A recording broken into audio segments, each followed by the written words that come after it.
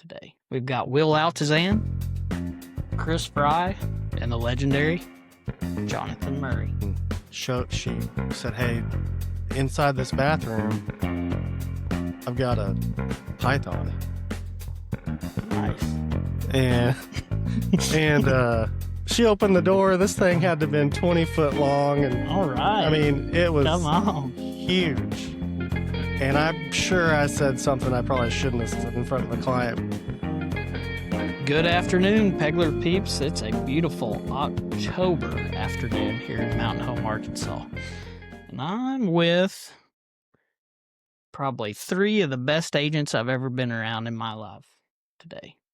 We've got Will Altazan, Chris Fry, and the legendary Jonathan Murray. How are you folks? Doing great. Good. Thanks for having us. You bet. You bet. You know, it's wait till I start charging. You won't be so thankful.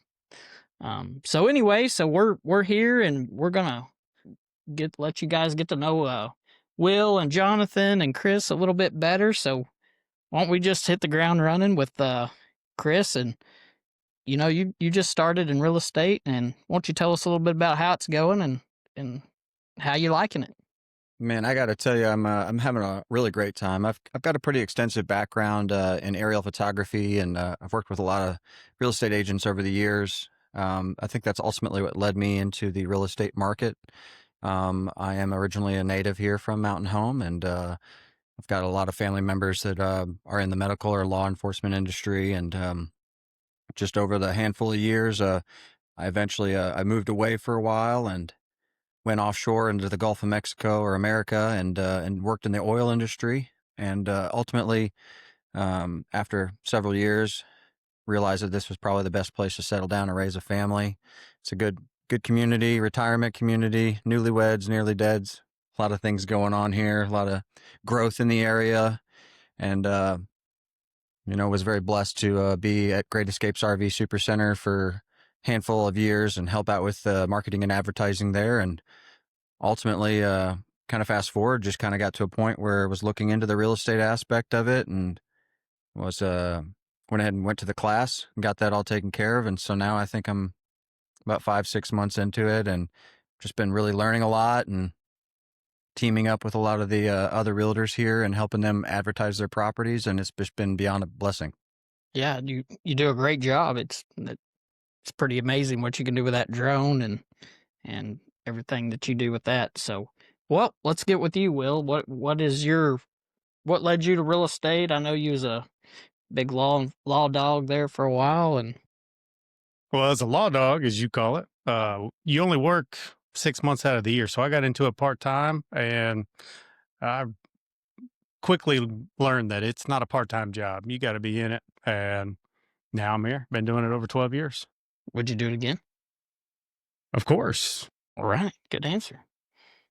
Well, what about you, Jonathan? What led you? You've been a well-traveled man, I will say. He's been all over the world, fishing guide, probably one of the best fishing guides out there, Jonathan Murray. But what led you to the real estate game? Well, that's kind of exactly what got me started in it. Guiding fishing and having clients ask about properties on the river, and it just kind of got me interested in it. And I started out doing it kind of part-time like Will and for another brokerage, and quickly found out same thing. You can't do it part-time and be successful at it. So ended up meeting our all-star broker, Angie, on the river. She was one of my clients on a guide trip, and we started talking, and that's kind of how I got over here to the best brokerage in town. It's the best, man. It's the best. Well, that's awesome. Yeah, I mean, I can tell you, I've heard people talk about Jonathan, and he's a great realtor. He's a great fisherman. He's a great golfer. I mean, there's nothing this guy can't do, literally. So anyway, is there a most memorable moment, would you say, Will, that you've ever had? What's your craziest story? You got some wild real estate story that out there that just knock your socks off? Wild? No. Actually, they're pretty straightforward. eh, Pretty I can't really think of one that stands out. Wild. Well, you're boring. I What got one about? for you. Okay, let's hit it, John. There we go. When I first got my license, I don't know if I ever told you guys this, but one of the first houses I ever showed, we made the appointment. We show up. The homeowners are still there, which is kind of a weird deal. That doesn't usually happen that way. And the homeowner asked me to come inside because she wanted to show me an issue in the house. And I thought it was a crack in the ceiling or, something like that. And she took me inside and she said, "Hey, inside this bathroom, I've got a python." Nice. And she opened the door. This thing had to have been 20 foot long. And All right. I mean, it come was on. huge. And I'm sure I said something I probably shouldn't have said in front of a client, but I got the heck out of there and ran outside and told my clients about it. And anyway, so I'll never forget that moment, seeing a 20-foot python on the floor curled up in the bathroom. Now that is wild Yeah. for sure. So let's go back to Will a minute and tell us, Will, what do you like to do to kind of unwind from the real estate game? Is I know you got 2 kids actively involved in sports, wife. You guys like to spend time on the lake. What do you like to do? Every Sunday in the summer, that's where we're at the lake. It's always a good time. 2 kids, they're always involved with something, sports. Right now, it's football, basketball starting next week. So unwind by taking them to sports, doing all that kind of stuff. Well, you're a great person because you volunteer for a lot of the coaching spots, and as we well know, it's hard to find coaches, and you're always one to step up or sponsor, and so that's fantastic. So, what about you, Chris? What do you like? How do you like to unwind? I mean, I'm a pretty big outdoor enthusiast. I think that was ultimately one of the reasons that led me back to Mountain Home. We're very blessed to have the Norfolk and the Bull Shoals Lake around here, as well as numerous rivers and just endless opportunities for campgrounds. And so I love to take my kids out into the woods. We love to rub sticks together. We love to learn about nature, survival techniques, more or less anything I can do to get my kids away from technology and go back to the basics. I'm a pretty big family man as far as that aspect goes. that's awesome. What about you, Jonathan? Well, you already talked about some of my things. I love to fish and love to golf, and same thing as Will. I have a couple stepsons that are involved in everything you can imagine, and so that's my idea of fun, is going to a ball game or playing golf on the weekends with them, or yeah. That's great. So let me ask you this, Jonathan. If Okay. there's one piece of what is your niche? What is your favorite thing to sell? Is it river houses? Is it golf course houses? Or do you just like it all? Man, I like it all. Anything and everything. I think every transaction's an opportunity to learn something new, and that's what's so fun about real estate is, one day you might sell a house at Big Creek, like you said, and the next day you might sell a piece of land up on the lake, or, every day is different, and that's what keeps it fun and exciting. Well, what about you there, Will? I kind of agree with everything he just said, and I love it in a transaction. Doesn't matter if it's land, a house, where both parties can walk away happy and they know you did a good job for them, you worked hard for them, and they appreciate it. It's awesome. So Will's been in the real estate game probably longer than any of us sitting here. So what advice, if any, would you have to somebody just starting in the real estate business? What advice would you have to them besides don't do it?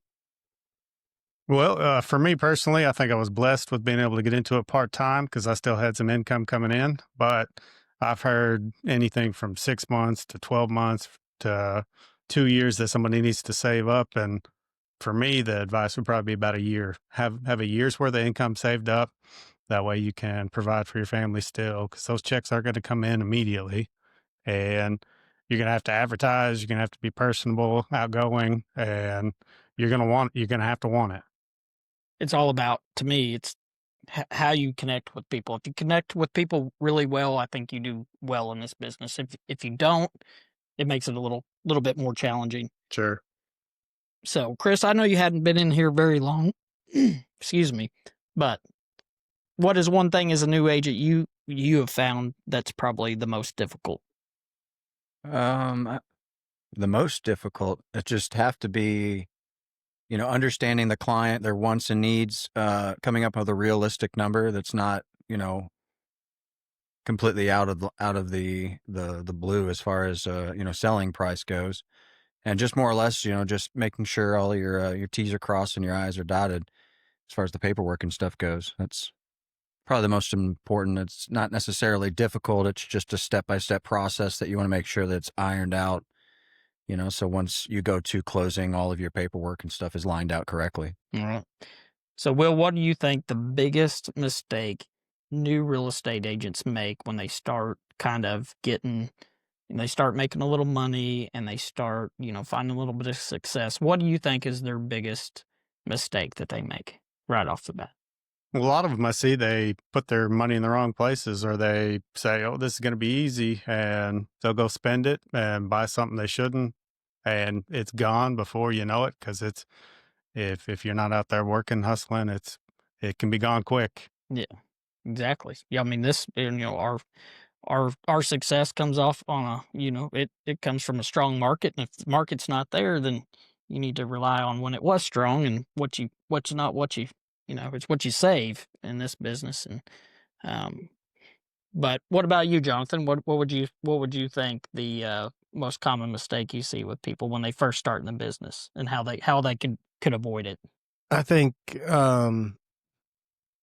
talking from a little bit of experience here too, like, waiting for stuff to come to you, helping to get stuff off floor time or anything like that. You got to get out there and make phone calls, and you can knock on doors, but sending letters, I mean, just getting your name out there, all that kind of stuff doesn't cost anything. Mm. That doesn't cost money to go, or not much money to send a letter to somebody and ask if they want to sell their home. I think just like Will was kind of saying, you got to go get it. You can't sit back and wait for it to come to you. Right. So what would you all, as a group, would you say? I know we have a lot of important people we work with every day, but for me, in my opinion, um, people that I think are really important to us to get our jobs, to do it successfully, are the title companies we work with. Mm. So, I mean, Will, what do you think? Title companies, who else would be, that's really important for us to make our job easier? Title companies, loan officers, anybody who's got a part in there, termite companies, surveyors, inspectors, anybody who's got a part in there. And just make sure open communication, that you're talking with them. Don't wait for them to call you, call them. Get the problem addressed as quick as you can. Or if there's not a problem, just make sure you have that communication with them so you can relay to everybody that everything's good to go. Right. Yeah, and people don't realize how important all these people are to us. Like he said, the inspectors, the termite guy, the loan officers. I mean, they're all extremely important to make this flow. I know as agents, we don't. A lot of people don't know what all goes on behind the scenes. So maybe this will, we can touch on a little bit of this stuff down the road, and kind of, different scenarios. We'll tell about different scenarios we run into, and how we get through them. But anyway, I appreciate y'all being on telling a little bit about yourselves, and I'm sure we'll do a few more down the road here, and looking forward to it.